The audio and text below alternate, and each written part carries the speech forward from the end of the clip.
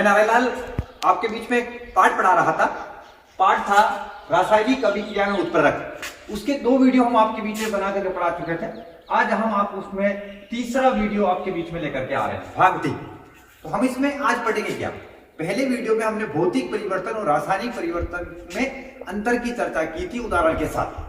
दूसरे वीडियो में हमने रासायनिक समीकरण का मीनिंग क्या होता है, इसको लिखने के समय कौन सी बातें ध्यान में रखनी चाहिए, उसके साथ हमने पढ़ा रासायनिक समीकरण की विशेषताएं और फिर हमने पढ़ा रासायनिक समीकरण की कुछ कमियां सीमाएं, और ये टॉपिक था। आज हमारा विषय चालू हो जाता है रासायनिक अभिक्रियाएं कौन कौन सी हैं। तो रासायनिक अभिक्रिया का जो टॉपिक है वो स्टार्ट करते हैं। तो रासायनिक अभिक्रिया का आज अर्थ पढ़ेंगे, रासायनिक अभिक्रिया के वर्गीकरण का मतलब उसके प्रकार कैसे बांटते हैं उसका थोड़ा आधार पढ़ लेंगे, और 2 अभिक्रिया कोशिश करेंगे कि आज पढ़ेंगे हम। एक तो संयुग्मन अभिक्रिया और एक अपघटनीय अभिक्रिया। ये अभिक्रियाएं हम आज का ये पढ़ेंगे। तो चलिए हम सीधा मुद्दे पर आते हैं और शुरुआत करते हैं। आज हम पहली बार ब्लैक बोर्ड की बजाय व्हाइट बोर्ड का भी उपयोग कर रहे हैं। देखो इसमें कैसा वीडियो बनता है तो वो आपको पता चलेगा। तो चलिए स्टार्ट करता हूँ। तो रासायनिक अभिक्रिया, तो मैं सबसे पहले तो आप लोगों को समझाता हूं कि अभिक्रिया किसे कहते हैं।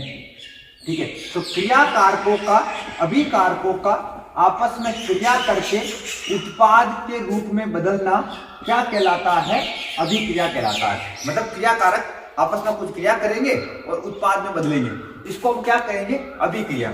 अगर क्रिया कारक आपस में क्रिया करके उत्पाद बना रहे हैं, ऐसी स्थिति में अगर इनमें रासायनिक परिवर्तन होता है तो रासायनिक परिवर्तन होता है तो ऐसी अभिक्रिया को आप लोग क्या कह सकते हैं, रासायनिक अभिक्रिया कह सकते हैं। मतलब अभिकारकों के आपस में या क्रिया कारकों के आपस में क्रिया करके उत्पाद बनते समय यदि रासायनिक परिवर्तन हो तो उसको रासायनिक अभिक्रिया कहते हैं। क्रिया कारकों के क्रिया करके उत्पाद बनते समय यदि उसमें रासायनिक परिवर्तन हो तो उसको हम रासायनिक अभिक्रिया कहते हैं। ये जानकारी आपको होनी चाहिए। तो आपको पता लग गया कि भाई ये मतलब रासायनिक अभिक्रिया कहते हैं किसको हम। अब देखो आप समझो, जैसे समझने का प्रयास कीजिए। हमारे पास, ठीक है, आप समझने का प्रयास कीजिए। हमने इसको मिटा देते हैं और आप उसका मतलब आगे देखिए कि इसके उदाहरणों के माध्यम से कुछ समझने का प्रयास करते हैं। जैसे एक बड़ा फेमस उदाहरण है रासायनिक अभिक्रिया को समझने के लिए, कोयला। उसको अगर हम जलाएं तो जलाते हैं O2 की उपस्थिति में, और फिर एक नया पदार्थ बन जाता है और क्या होता है वो CO2। तो कोयले का दहन हमने पढ़ा था कि रासायनिक परिवर्तन है। तो ये एक अभिक्रिया है जिसमें अभिकारक आपस में क्रिया करके उत्पाद बना रहे हैं, और क्योंकि इसमें रासायनिक परिवर्तन हो रहा है इसलिए रासायनिक अभिक्रिया उदाहरण है। और रासायनिक अभिक्रिया की खासियत होती है कि अभिक्रिया कारकों और उत्पादकों की तरफ परमाणुओं की संख्या समान होनी चाहिए, क्योंकि द्रव्यमान संरक्षण का नियम कहता है कि द्रव्यमान ना तो बनता ना नष्ट होता है। एक उदाहरण तो आप ले सकते हैं।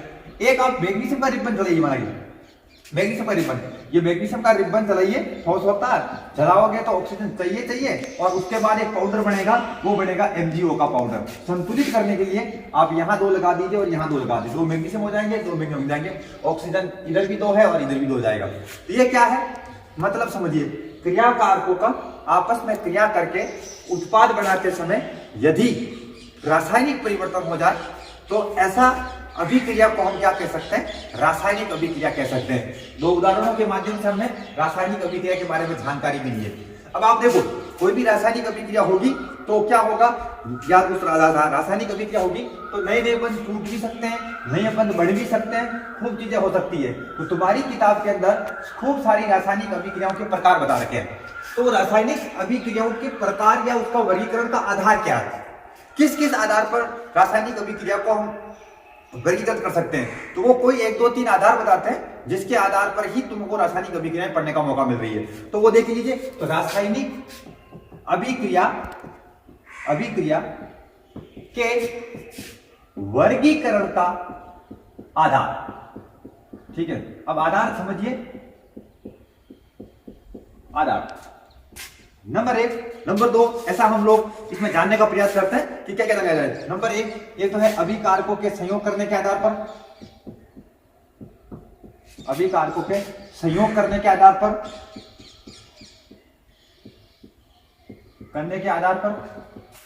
हम पढ़ रहे हैं। जो आपको ये अभिक्रियाओं के प्रकार मिल रहे हैं ना, संयुग्मन अभिक्रिया या विपरीत अभिक्रिया या अभिकारकों के सहयोग करने के आधार पर ही है। ठीक है, आप यूं समझ लो, दूसरा अभिक्रिया के वेग के आधार पर, अब यूं समझो अभिक्रिया के वेग के आधार पर, वेग के आधार पर भी हम दो अभिक्रिया पढ़ेंगे, तीव्र अभिक्रिया और मंद अभिक्रिया। एक बंधों के टूटने व बनने के आधार पर, बंधों के टूटने व बनने के आधार पर, और एक अंतिम चीज दे लेते हैं अभिक्रिया अभिक्रिया की प्रकृति के आधार पर, अभिक्रिया की प्रकृति के आधार पर। दोनों दिशा में हो रही है तो क्या कहेंगे, एक ही दिशा में हो रही है तो क्या, अभिक्रिया की प्रकृति के आधार पर, प्रकृति के आधार पर। ये वो चीजें हैं जिसके आधार पर हम अभिक्रियाओं के अलग अलग प्रकार पढ़ेंगे।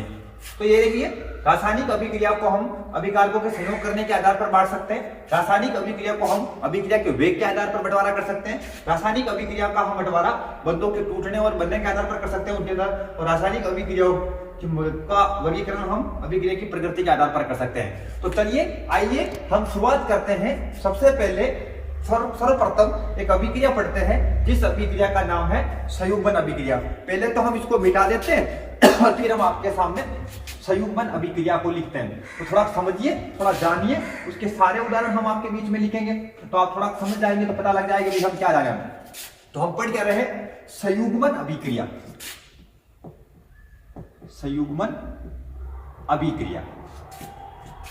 इस संयुग्मन अभिक्रिया को योगशील अभिक्रिया भी कहते हैं, योगशील भी कहते हैं। योगशील नहीं कहता, आप समझ लो कि योगात्मक अभिक्रिया भी कहते हैं, योगात्मक अभिक्रिया। तो कुछ भी बोलो, योगशील बोलो, योगात्मक बोलो या संयुग्मन बोलो, तो इस अभिक्रिया का मतलब हम समझ रहे हैं। सुनिए, इसमें क्या होता, पहले तो इसका मैं सांकेतिक उदाहरण लिख रहा हूं, सांकेतिक उदाहरण। अब सांकेतिक उदाहरण में आप चले समझे, फिर किताब के उदाहरणों की तरफ बढ़ते हैं। सांकेतिक उदाहरण में है कि ए और बी आपस में मिले और सी बना दिया।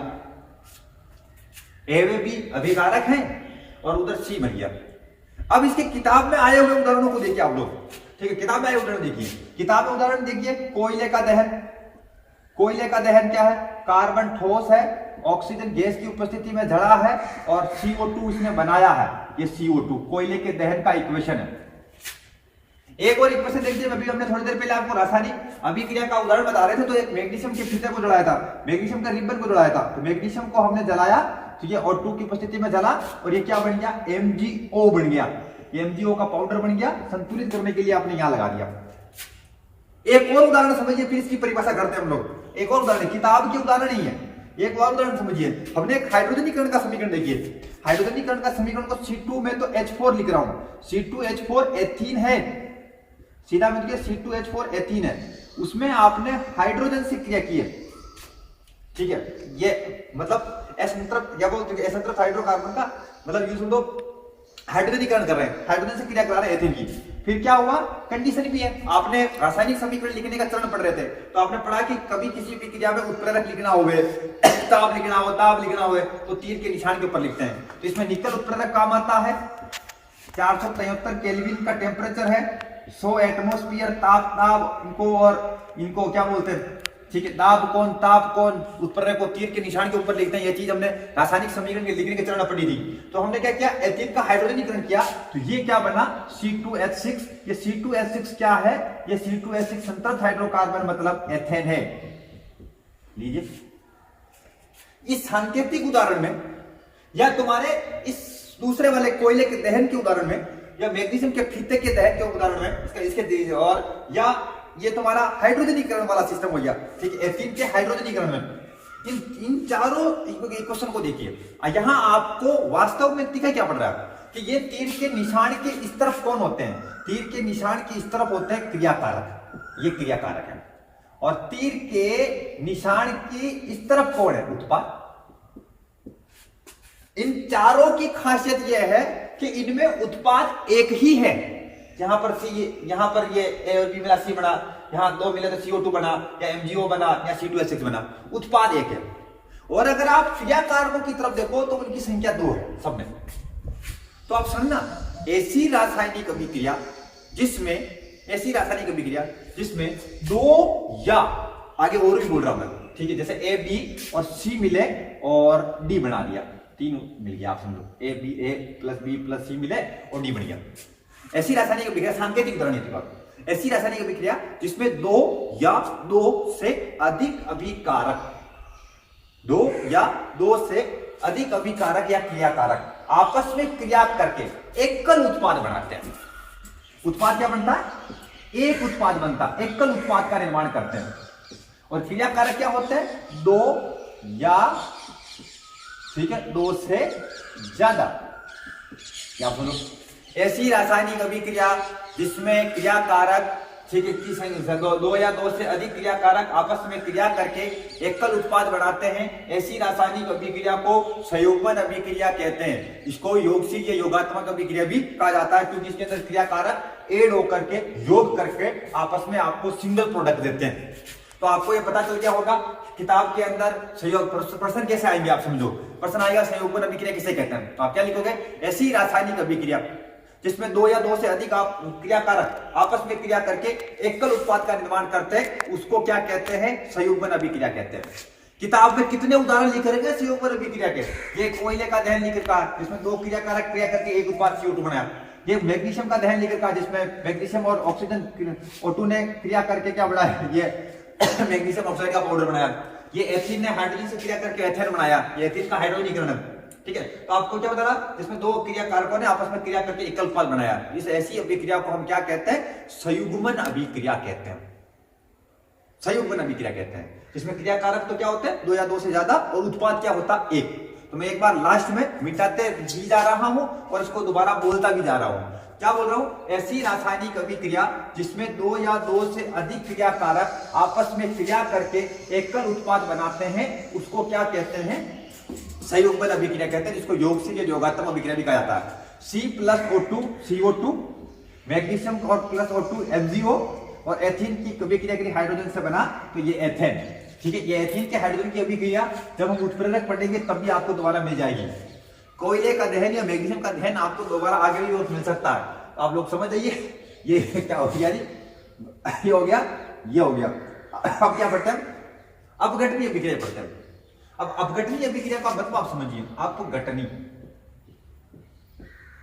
ये अपघटनीय अभिक्रियाएं, तो इनको आप थोड़ा समझने का प्रयास करें, इनको थोड़ा जानने का प्रयास करें, आपको क्या पता लगेगा। इसमें क्या होता है कि क्रियाकारक तो होता है एक, क्रियाकारक तो होता है, क्रियाकारक तो होता है एक, और उत्पाद जो होते हैं वो उनकी संख्या हो जाती है दो या दो से ज्यादा।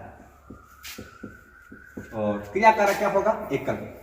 ऐसी रासायनिक अभिक्रिया जिसमें एकल क्रियाकारक टूट करके दो या दो से अधिक या दो या दो से ज्यादा उत्पाद का निर्माण करता है, उसको अपघटनीय अभिक्रिया कहते हैं, ठीक है। अब वियोजन अभिक्रिया बोलते हैं, वियोजन अभिक्रिया या अपघटनीय अभिक्रिया बोलते हैं। तो आप ये समझो, ये क्रियाकारक, एकल क्रियाकारक टूट करके अपघटित होकर के दो या दो से अधिक उत्पाद देगा, दो या दो से अधिक उत्पाद हमको देगा, ऐसी अभिक्रिया को हम अपघटनीय अभिक्रिया कहते हैं। और अपघटनीय अभिक्रिया कैसे हो सकती है? अपघटनीय अभिक्रिया हो सकती है उष्मा के माध्यम से। अपघटनीय अभिक्रिया कैसे हो सकती है? अपघटनीय अभिक्रिया हो सकती है विद्युत के माध्यम से। आप एक एकल अभिकारक को आप विद्युत के माध्यम से तोड़ सकते हैं। अपघटनीय अभिक्रिया कैसे हो सकती है? अपघटनीय अभिक्रिया हो सकती है प्रकाश के माध्यम से, तो प्रकाशीय अपघटन भी हो सकता है। आप समझो, ऐसी रासायनिक अभिक्रिया पहले दो या दो से अधिक मिलकर के एक बन रहा था, तो उसको हम बोल रहे थे संयोजन। संयोजन का मतलब संयुग्मन, जिसको हम योगशील योगात्मक बोल रहे थे। अब एकल अभिकारक टूट करके दो या दो से अधिक उत्पाद बनते हैं, तो उसको बोलते हैं अपघटनीय अभिक्रिया। अपघटनीय अभिक्रिया तीन प्रकार की हो सकती है। अगर वो विद्युत के द्वारा हो रही है तो विद्युत अपघटन। अगर अपघटन जो है एकल अभिकारक टूटने में उष्मा का उपयोग किया गया तो उष्मीय अपघटन। अगर उसमें सूर्य के प्रकाश का उपयोग किया गया तो उसका मतलब प्रकाशीय अपघटन। तो चलिए आइए अपघटनीय अभिक्रिया के बारे में हम थोड़ा सा चर्चा करते हैं। इसका मतलब इसमें क्या कर रहा है? एक सांकेतिक उदाहरण लिखे। ए टूटा, भले वो उष्मा से टूटा, भले वो विद्युत से टूटा, भले वो लाइट से टूटा, प्रकाश से टूटा, और उसने क्या बना दिया? बी व सी बना दिया। एकल अभिकारक वियोजित होकर के, एकल अभिकारक उष्मा, विद्युत या प्रकाश के द्वारा अपघटित होकर के दो या दो से अधिक उत्पाद देते हैं। ऐसे अभिक्रियाओं को हम अपघटनीय अभिक्रिया कहते हैं। उदाहरण के माध्यम से हम चालू करते हैं। तो सबसे पहले हम पढ़ते हैं विद्युत अपघटन। सबसे पहले हम पढ़ते हैं विद्युत अपघटन, फिर ऊष्मा अपघटन और प्रकाशीय अपघटन। इनके उदाहरण लिख लेता हूं और इसकी परिभाषा हम दोबारा तुम्हारे सामने बोल भी देंगे, आपको जानकारी मिल जाएगा। तो तुम्हारी किताब के अंदर विद्युत अपघटन के 2 उदाहरण लिख रखे हैं, वो दोनों उदाहरण मैं आपके सामने लिख रहा हूं, तो आप देखिए क्या जानकारी मिल रही है। अगर हम क्या करते हैं, पानी, ठीक है, तो जल जो होता है उस जल में अगर आप विद्युत अपघटन करें, ठीक है, उसका विद्युत अपघटन अगर आप करें तो आपको 2 गैसें बनेगी, एक तो हाइड्रोजन गैस बनेगी और एक मिलेगी ऑक्सीजन गैस। संतुलित करने की दृष्टि से आप यहाँ 2 लगा सकते हैं, ठीक है, ऑक्सीजन की 2 हो जाएंगे, हाइड्रोजन 4 हो जाएंगे। ये क्या है, जल का मतलब ये एकल अभिकारक है जो विद्युत के द्वारा अपघटित होकर के उसने 2 उत्पाद बनाए हैं। एनोड कैथोड जो होते हैं दोनों इलेक्ट्रोड, इसमें करंट लगाओगे आप लोग प्लस माइनस के सिरे, तो वहां पर एक पर हाइड्रोजन गैस मिल जाएगी, एक पर ऑक्सीजन गैस मिल जाएगी। आपकी किताब में सोडियम क्लोराइड NaCl, उसको भी संतुलित करने के लिए मैंने आगे 2 लगाया। उसके जलीय विलयन में भी अगर आप विद्युत धारा प्रवाहित करोगे तो आपको मिलेगा एक तो सोडियम, एक तो मिलेगा आपको सोडियम आयन, ठीक है, और दूसरा आपको मिल जाएगा क्लोरीन गैस, ठीक है। ये आपका एक और क्या जानकारी मिल गया जी, अपघटनीय अभिक्रिया का एक उदाहरण आपको ढंग का ध्यान में आ गया कि ये जनरल। चलिए क्या है तुम्हारी किताब के अंदर, ये विद्युत अपघटन क्या है, ऐसी अपघटनीय अभिक्रिया, ठीक है, जो विद्युत के कारण संभव होती है उसको विद्युत अपघटन कहते हैं। ठीक है, ऐसा अपघटन ये अभिक्रिया जिसका कारण विद्युत के कारण वो एकल अभिकारक टूट करके 2 या 2 से अधिक उत्पाद बढ़ा रहा है, तो ऐसी अभिक्रिया को हम विद्युत अपघटन कहेंगे। तुम्हारी किताब में जल का विद्युत अपघटन कर रखा है और सोडियम क्लोराइड के जलीय विलयन का विद्युत अपघटन कर रखा है, ठीक है जी। 2 सोडियम के आयन पर 2 सोडियम बना लोगे और भाई क्लोरीन गैस बन जाएगी, चलो जी, प्लस में लगाओगे चलेगा। ये आपका विद्युत तुम्हारी किताब के अंदर ऊष्मीय अपघटन में किसका उदाहरण लिख रखा पता है, आपका जो संगमरमर जो मार्बल का जो फॉर्मूला होता है कैल्शियम कार्बोनेट CaCO3, अगर आप इसको तोड़ना है, इसको वियोजित करना है, इसका अपघटन करना है, तो आप इसमें क्या करोगे, गर्म करोगे, तो गर्म करोगे तो क्या बनेगा, CaO plus CO2 calcium oxide बनेगा। ये तो कैल्शियम कार्बोनेट है, कैल्शियम कार्बोनेट है ये तो, और ये बन जाएगा कैल्शियम ऑक्साइड। तो आप समझिए ऐसी अपघटनीय अभिक्रिया जो ऊष्मा के कारण होती है उसको हम क्या कहेंगे, ऊष्मीय अपघटन कहेंगे। मतलब ऐसी रासायनिक अभिक्रिया जिसमें एकल अभिकारक ऊष्मा के कारण अपघटित होकर के 2 या 2 से अधिक उत्पाद देता है, उसको ऊष्मीय अपघटन कहते हैं। तुम्हारी किताब के अंदर ऊष्मीय अपघटन का जो उदाहरण खूब सारे लिख सकते हैं, हम फेरस सल्फेट को तोड़ सकते हैं, लेकिन हमने उस उदाहरण को चुना है जो तुम्हारी किताब के अंदर लिख का, जो हमारी जो आपकी आरबीसी किताब के अंदर ये संगमरमर मार्बल का जो फॉर्मूला है कैल्शियम कार्बोनेट, उसके ऊष्मा के द्वारा वियोजित होने की समीकरण को लिख रखा है, ठीक है। CaCO3 ऊष्मा से टूटा, CaO बढ़ा और CO2 बढ़ गया। चलिए, तो आपके सामने एक और है प्रकाशीय अपघटन, तो इसको भी आप समझाते हैं। प्रकाशीय अपघटन में क्या लिख रखा है, ठीक है, सूर्य के प्रकाश की उपस्थिति में भी कुछ अभिकारक आपस में टूट सकते हैं और 2 या 2 से अधिक उत्पाद बना सकते हैं। इसकी किताब में लिख रखा है HBr हाइड्रोजन ब्रोमाइड, जिसके 2 अणु लिख दीजिए, हाइड्रोजन ब्रोमाइड। इसमें अगर आप सूर्य की गर्मी में इसको पड़ा रखोगे, सूर्य की गर्मी है ना, तो ठीक है, तो उसमें अगर आप इसको पड़ा रखोगे, सूर्य के प्रकाश की उपस्थिति में पड़ा रखोगे, तो क्या बनेगा, एक तो बन जाएगी हाइड्रोजन गैस और एक बन जाएगी ब्रोमीन गैस। एक तो बन जाएगा हाइड्रोजन गैस और दूसरी बन जाएगी ब्रोमीन गैस, ठीक है। ये क्या है, तुम्हारी कुल मिलाकर के आप समझो कि अपघटनीय अभिक्रिया के 4 उदाहरण लिख रखे हैं। 4 में से विद्युत अपघटनीय अभिक्रिया के 2, प्रकाशीय अपघटन अभिक्रिया का 1 और ऊष्मीय अपघटन अभिक्रिया का 1 उदाहरण लिखा है। ये 2HBr, ठीक है, तो हाइड्रोजन और ब्रोमीन गैस के अंदर टूट गया, तो आपको क्या है, ऐसी अपघटनीय अभिक्रिया जो प्रकाश के कारण होती है वो प्रकाशीय अपघटन। ऐसी अपघटनीय अभिक्रिया जिसमें एकल अभिकारक टूट करके 2 या 2 से अधिक उत्पाद बना रहा है, उसका कारण अगर ऊष्मा होता है तो ऊष्मीय अपघटन। ऐसी अपघटनीय अभिक्रिया जो विद्युत के कारण संभव होती है वो विद्युत अपघटन। इसका मतलब आज आपने क्या समझा, आज आपने समझा एक अभिकारक टूट करके 2 या 2 से अधिक उत्पाद बनाएगा तो उसको अपघटनीय अभिक्रिया कहेंगे। अपघटनीय विद्युत के द्वारा भी संभव है, ऊष्मा के द्वारा भी संभव है और प्रकाश के द्वारा भी संभव है। एक हमने समझा जिसमें 2 या 2 से अधिक अभिकारक आपस में मिल करके एक उत्पाद बना रहे हैं, उसको संयुग्मन अभिक्रिया कहते हैं। इसके 3 उदाहरण आपको मिले थे, कोयले का दहन संयुग्मन अभिक्रिया में, मैग्नीशियम फीते का दहन संयुग्मन अभिक्रिया में, और एक समीकरण जो हमने रासायनिक समीकरण के लिखने के चरण में पढ़ी थी, एथीन का हाइड्रोजनीकरण, जिसमें हमने पढ़ा था कि ताप दाब उत्प्रेरक लिखने और तीर के हैदान के ऊपर लिखते हैं। तो वो एथिन का हाइड्रोजनीकरण आगे जाकर के उत्प्रेरक पढ़ेंगे ना, उत्प्रेरक का टॉपिक भी पढ़ना कैटेलिस्ट, तो वो वहां पर दोबारा जाएगी। तो आज के लिए हम केवल अभी इतना ही पढ़ रहे हैं, केवल इतना ही हमने चर्चा किया कि रासायनिक अभिक्रिया का मतलब क्या होता है, रासायनिक अभिक्रिया का अगर वर्गीकरण करें तो अलग अलग अभिक्रिया के प्रकार आएंगे, तो उसका आधार क्या है तुम्हारी किताब के अकॉर्डिंग, और संयुग्मन अभिक्रिया का अर्थ क्या है और उसके उदाहरण क्या है, अपघटनीय अभिक्रिया कहते हैं किसको है, और उसमें विद्युत ऊष्मीय और प्रकाशीय अपघटन की अभिक्रियाओं की व्याख्या हमने उदाहरण सहित की।